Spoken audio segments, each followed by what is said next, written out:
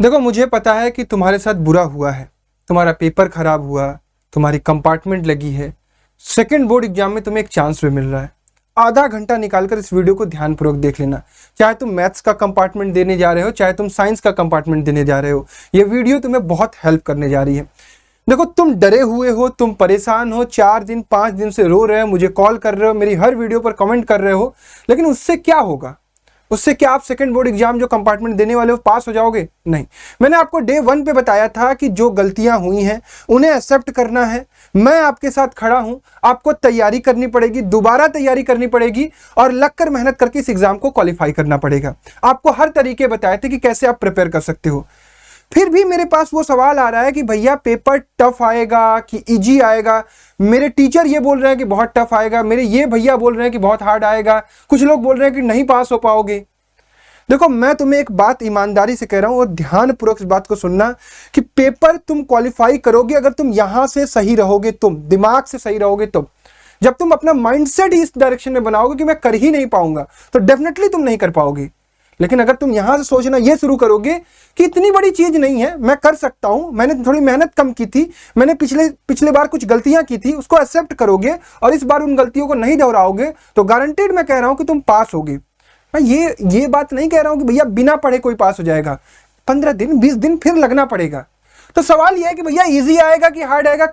आप हवा में बात मत करिए, मैं हवा में भी बात नहीं करने जा रहा हूं। मैं आपको 2025 का कंपार्टमेंट का जो ऑफिशियल पेपर है मैं वो दिखाऊंगा, आपको एहसास दिलाऊंगा कि पेपर कैसा आ रहा है। और सिर्फ मैथ्स का नहीं, साइंस का भी इसी वीडियो में हम आपको दिखाएंगे।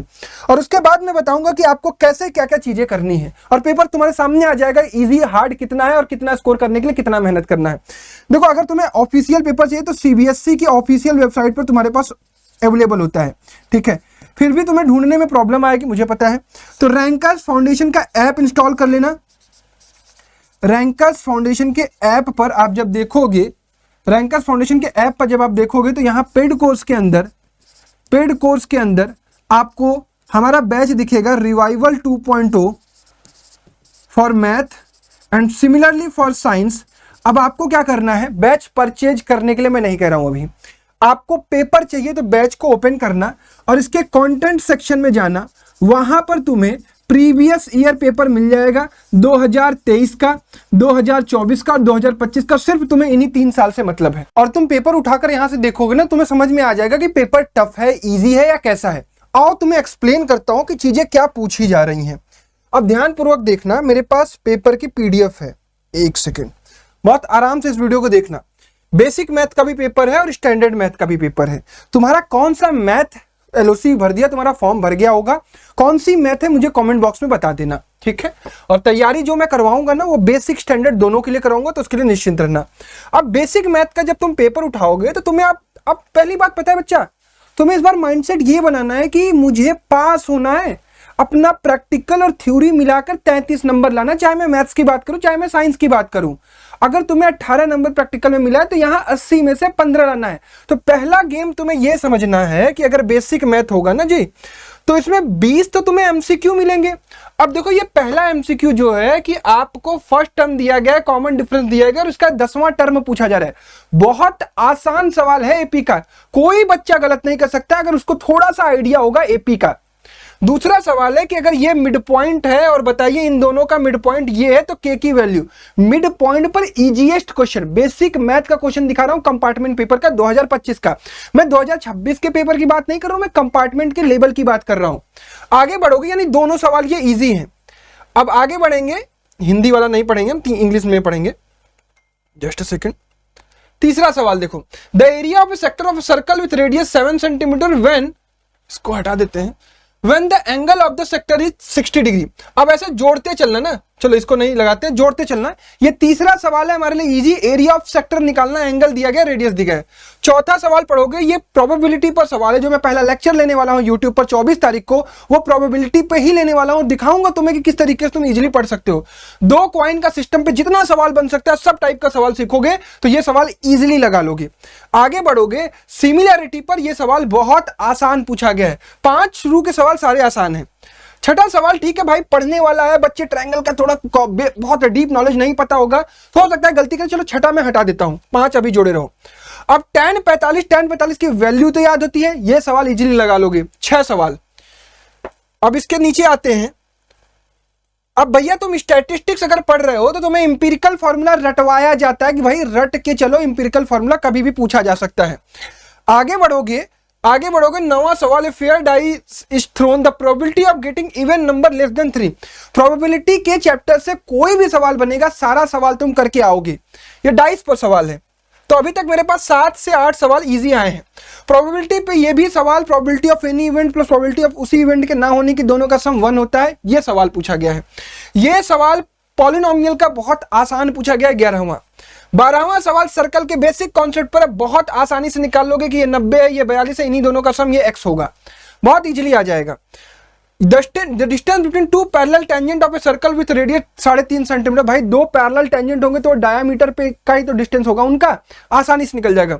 तो शुरू के 13 सवाल में से आपको 11 सवाल आसान मिले, 11 नंबर आसान मिला है। दिखा रहा हूं तुम्हें, ये बेसिक मैथ का दिखा रहा हूं। अभी स्टैंडर्ड की भी बात करूंगा, चिंता मत करना, मैं ये भी एकदम रियलिटी बताऊंगा कि भाई स्टैंडर्ड का पेपर ईजी आता है कि मॉडरेट आता है।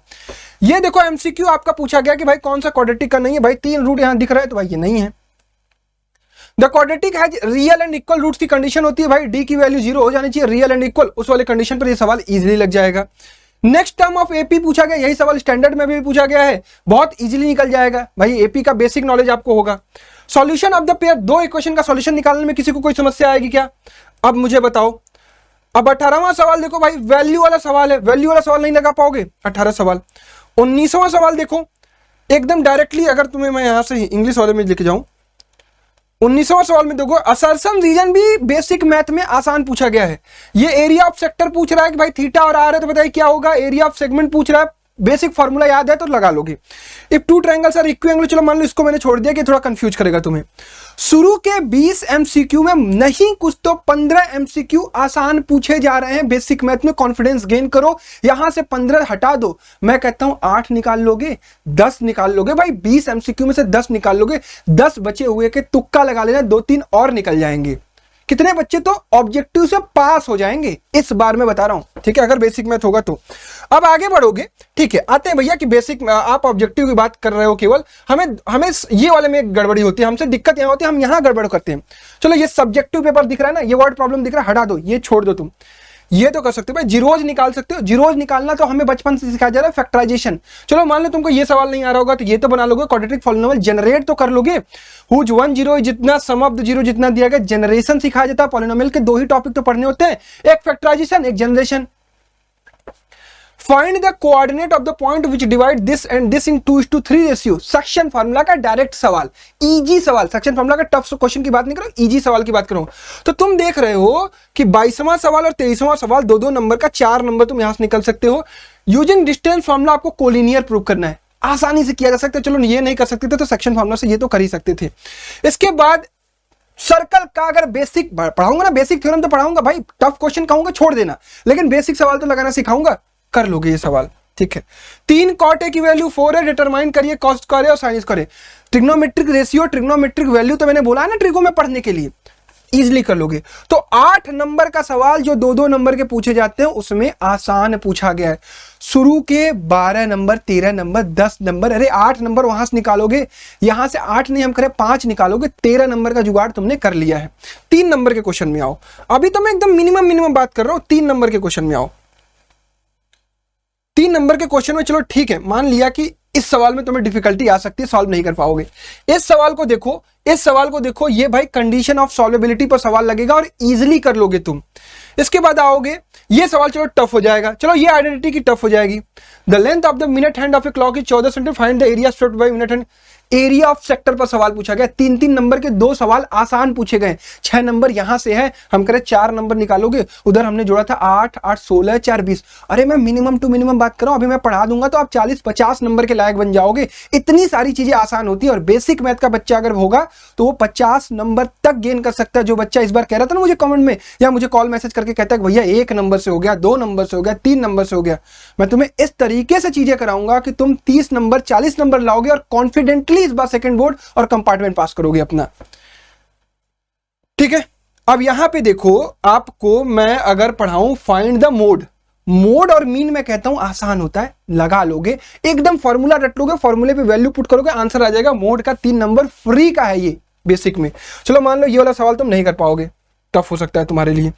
चलो मैं 5-5 नंबर का तो सारा सवाल ही हटा देता हूं, ठीक है, 5 में तुम हिट ही नहीं कर पाओगे। चलो ये एप्लीकेशन वाला सवाल है, तुम हिट ही नहीं कर पाओगे, तुम्हें डिफिकल्टी होगी, छोड़ देना। तुम्हें ये वर्ड प्रॉब्लम में डिफिकल्टी होगी, छोड़ देना। तुम्हें क्वाड्रेटिक में इसमें डिफिकल्टी होगी, छोड़ देना। ट्रायंगल के इस वाले सवाल में होगा, छोड़ देना। 5-5 नंबर का चलो तुम पूरा सवाल छोड़ दिए, थोड़ा बहुत लिख के आओगे तो 1-1 नंबर मिलेगा भी।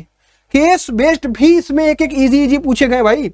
अब सेक्शन ई का केस बेस्ड उठाकर तुम देखोगे तो यहां पर तुम्हें देखेगा कि भाई ये कंपोजिट नंबर पर केस बेस्ड पूछा गया है। 4 नंबर में से 1-2 नंबर निकाल लोगे, आगे बढ़ो। चलो मान लिया कि एपी वाला तुम्हें टफ लग सकता है, एपी का नहीं कर सकते हो, प्रोबेबिलिटी का एक और केस बेस्ड पूछा गया। तो कुल मिलाकर जो मैंने तुम्हें पूरी ये बेसिक मैथ वाली बात बताई, इसमें तुम्हें यह देखने को मिला होगा कि भैया आसान चीजें अगर हम उठाएं, आसान चीजों को प्रिपेयर करें, 25 नंबर 30 नंबर 40 नंबर लाया जा सकता है। ये तो मैं तब की बात कर रहा हूं जब आप हमारे साथ प्रिपरेशन नहीं किए हो, तब आप 20-25 नंबर गेन कर सकते हो अगर कॉन्फिडेंस आ जाए तुम्हारे अंदर तो।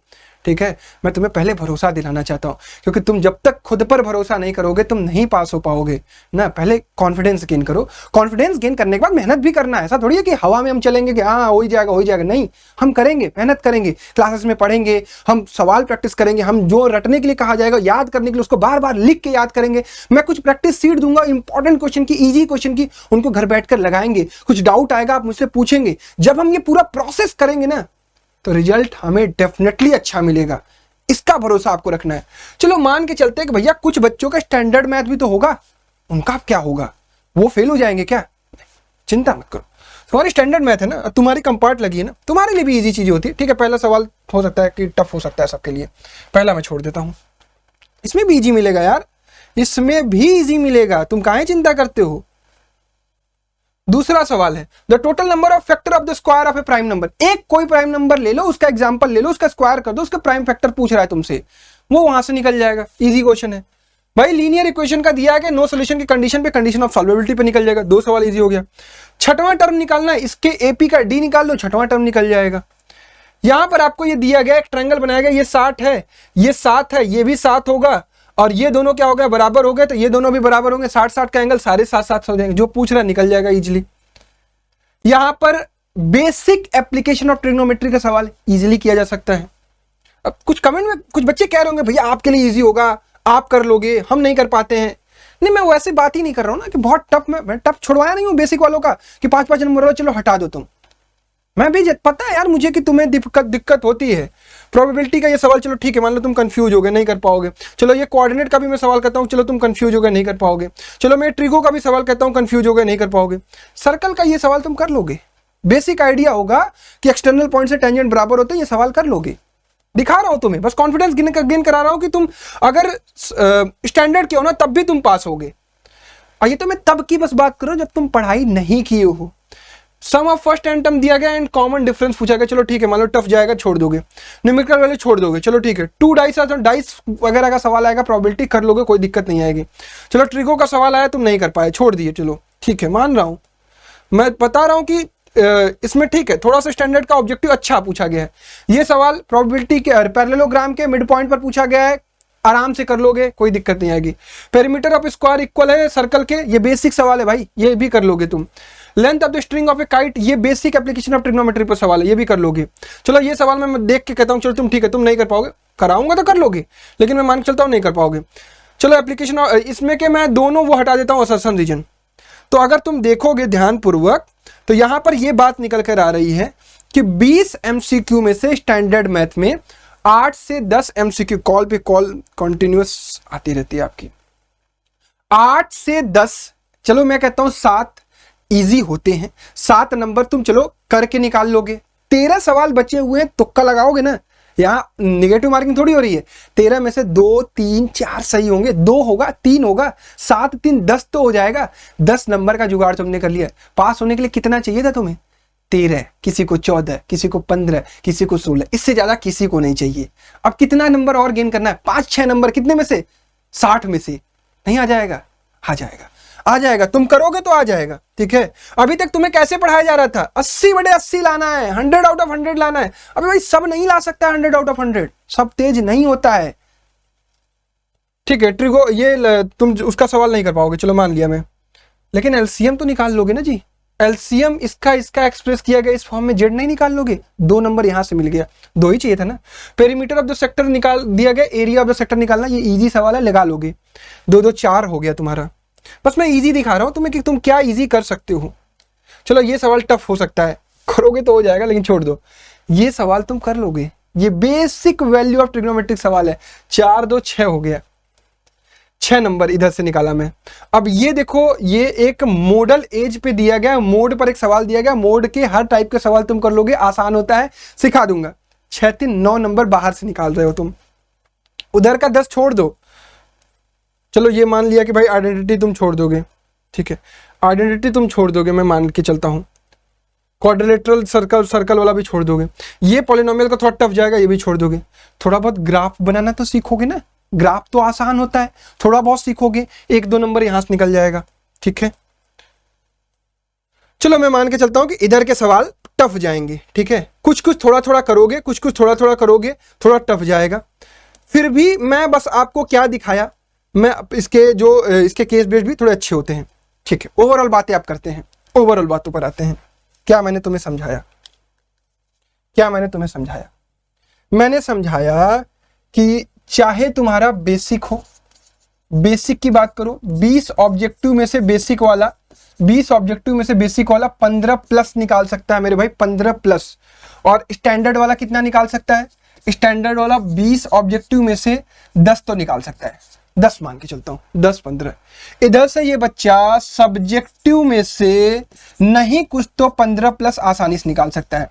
तो 30 प्लस तो वो चाहे तो आज के आज बिना मेहनत किए निकाल सकता है। और इधर इस वाले बच्चे को कहता हूं कि ये सब्जेक्टिव में से चलो मान के चलता हूं कि 10 ही निकालता हो, 10 प्लस 10 ये कितना हो गया? 20 हो गया, ठीक है। ये 20 हो गया, ये 30 हो गया। अभी मैं ये किस कंडीशन में बात कर रहा हूं? मैं ये बात कर रहा हूं कि नो प्रिपरेशन, मतलब तुमने प्रिपरेशन नहीं की है मेरे साथ, ठीक है।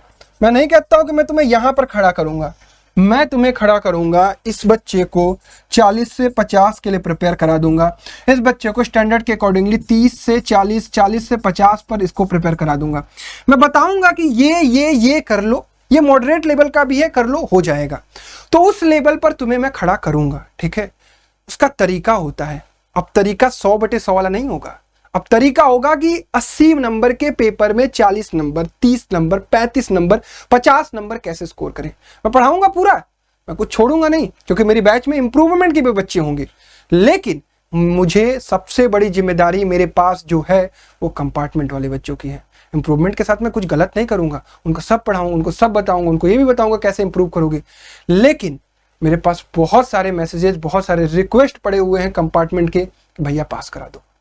मैंने उनसे वादा किया है कि मैं जैसा जैसा कराऊंगा, मेहनत जिस तरीके से कराऊंगा, तुम बस मेरे साथ मेहनत करने के लिए तैयार रहना, मैं पास करा दूंगा, ठीक है।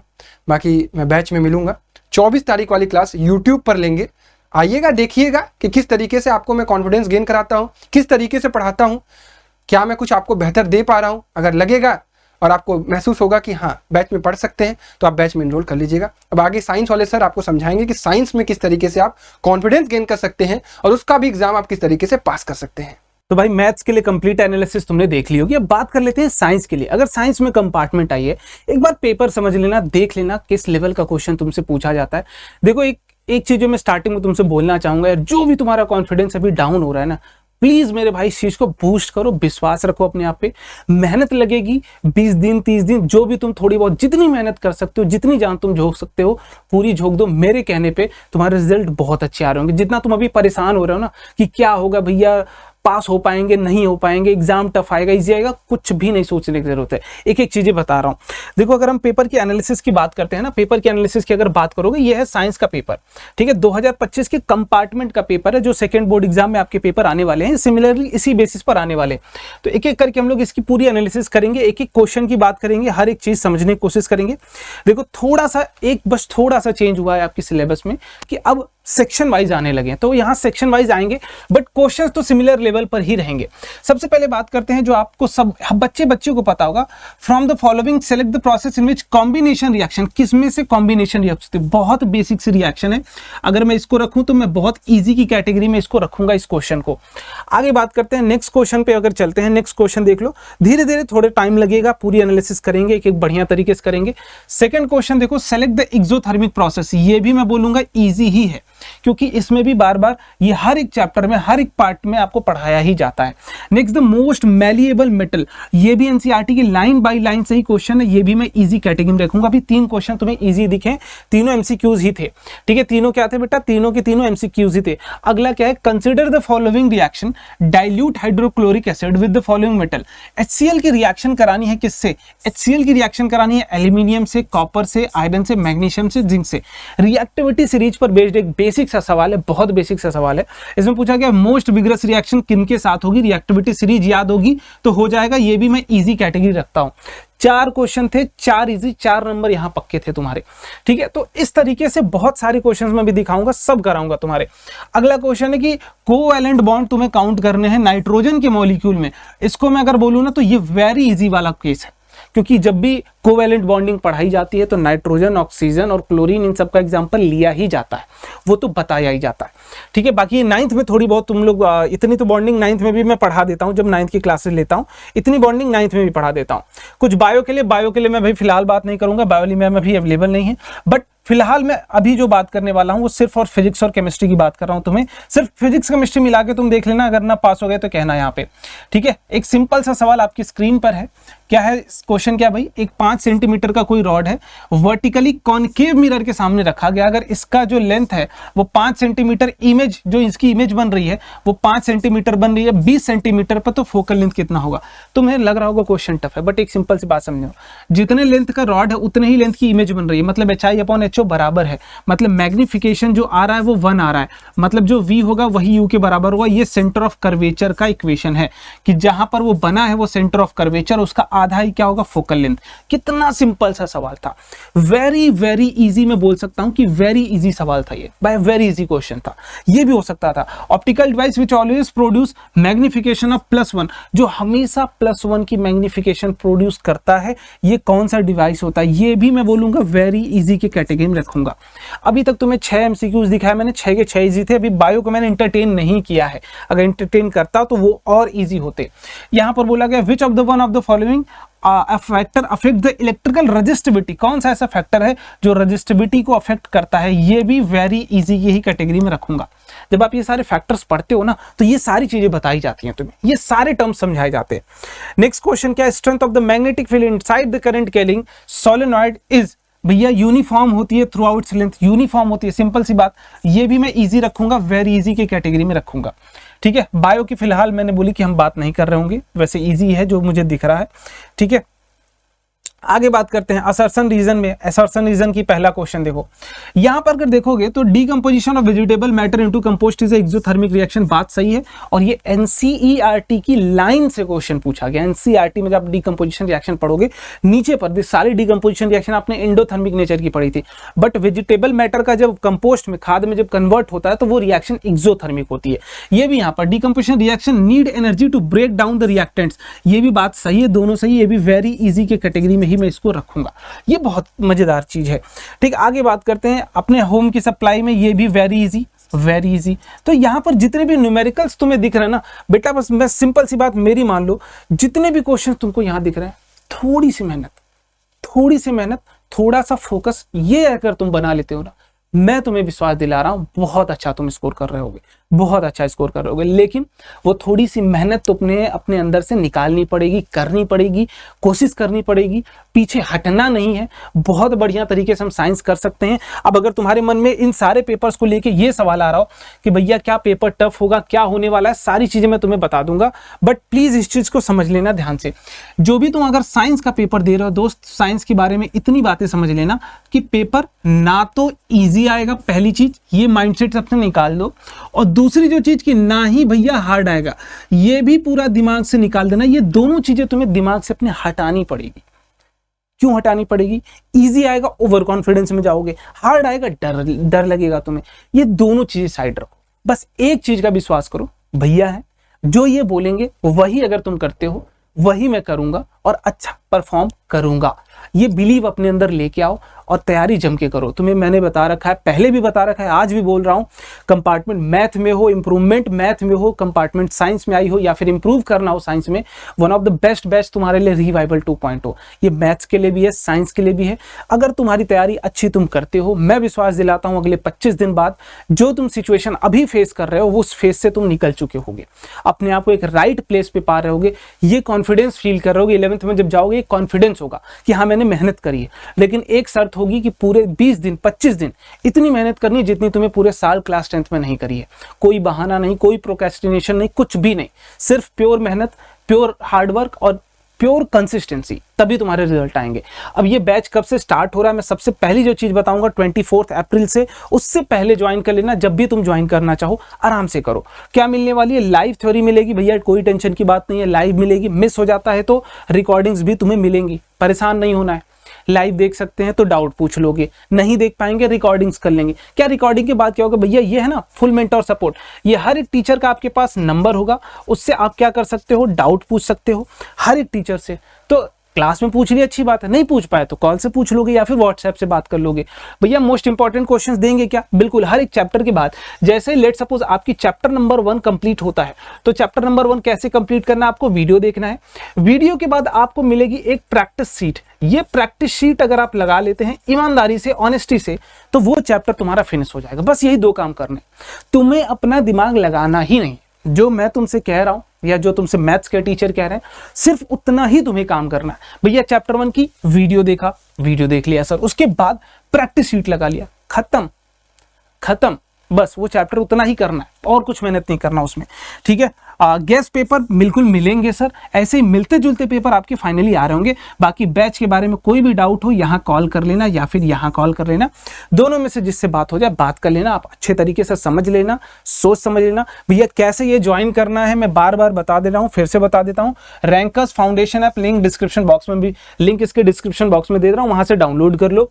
डाउनलोड करके जैसे ही ओपन करोगे, ओपन करते ही पेड कोर्स पर आओगे, पेड कोर्स पर क्लिक करते ही आपको यहाँ 2 बैचेस दिखेंगे। रिवाइवल 2.0 दिखेगा साइंस के लिए, रिवाइवल 2.0 दिखेगा मैथ्स के लिए। दोनों सेपरेट बैचेस हैं, दोनों सेपरेट ही लेने पड़ेंगे। दोनों सेपरेट बैचेस हैं, 750 के बैच है, बट अभी फिलहाल ये आपको 500 रुपए में पड़ जाएगा, ठीक है। तो बढ़िया तरीके से इसको कैसे भैया मिलेगा, कैसे पड़ेगा, जब आप आगे पे करने जाओगे बैच पर क्लिक करके, तो आपको यहाँ पर एक कूपन कोड का अप्लाई करने का ऑप्शन मिलेगा, अप्लाई कर देना। यहाँ से अप्लाई करते ही आपको ये बैच देख रहे हो 514 रुपए के आसपास पड़ रहा होगा। बस सिर्फ इतनी बात बोलूंगा यार, यहाँ पर 3 चीजें काम आएंगी तुम्हारी। वो क्या है? सबसे पहला है कंसिस्टेंसी, दूसरा है राइट प्रिपरेशन, ये बहुत जरूरी है क्योंकि उल्टा सीधा कुछ भी अगर देख रहे हो वीडियोस, कुछ भी पढ़े जा रहे हो, बेकार है, खत्म कहानी। और तीसरा जो है ना बेटा, ये चीज लोग बोलते हैं स्मार्ट वर्क, नहीं बेटा, हार्ड वर्क आपको अभी करना ही पड़ेगा। जितनी तुम मेहनत कर सकते हो, जितने घंटे तुम पढ़ सकते हो, वो तुम्हें करना ही पड़ेगा और कोई अल्टरनेट ऑप्शन नहीं। एक ही ऑप्शन है, वो है पढ़ाई, सिर्फ और सिर्फ पढ़ाई, ठीक है। तो टारगेट हमारा यही है, पेपर इजी ही आएगा। मैंने पेपर दिखाया तो मैं एनालिसिस बताई, पूरे पेपर दिखाने का कोई सेंस नहीं है। सब में पेपर ओवरऑल तुम्हारा इजी आएगा, हार्ड आएगा, फर्क नहीं पड़ता। मैं बोल रहा हूँ तैयारी अच्छी करके चलेंगे, इजी आएगा फोड़ देंगे पूरा, हार्ड आएगा पास हो जाएंगे।